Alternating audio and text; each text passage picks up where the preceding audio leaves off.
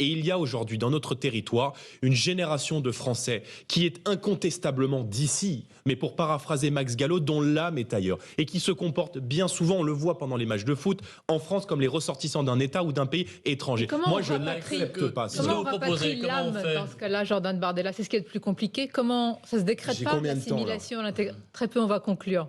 Tout passe par l'école, de l'instruction. Allez, je vais paraphraser Jaurès. De l'instruction naît la grandeur d'une nation. Tout commence par l'école. Il faut enseigner à l'école de la République française les fondamentaux de notre langue, les fondamentaux de notre histoire. Il faut arrêter de vivre sur une rente de repentance perpétuelle qui vise à chaque fois à expliquer aux immigrés et aux étrangers qui arrivent en France que la France a toujours mal fait, que la France s'est toujours mal comportée, que la France a toujours un problème avec son histoire coloniale. Oui, l'histoire de France n'a pas toujours été irréprochable, mais la France est une grande nation, la France est un grand pays. Et ce que je déplore moi aujourd'hui, c'est qu'on ne s'aime plus, c'est qu'on n'apprend plus à aimer la France, on n'apprend plus à transmettre l'histoire de France telle qu'elle a été grande et telle que la voit. Vous savez, parfois il faut un peu aller à l'étranger pour se rendre compte de la beauté avec laquelle est perçue la France et de ce qu'on représente. Donc la France est un pays qui a des atouts considérables, qui a une histoire la plus belle et la plus fabuleuse au monde. Il faut juste qu'on apprenne à s'aimer un peu plus.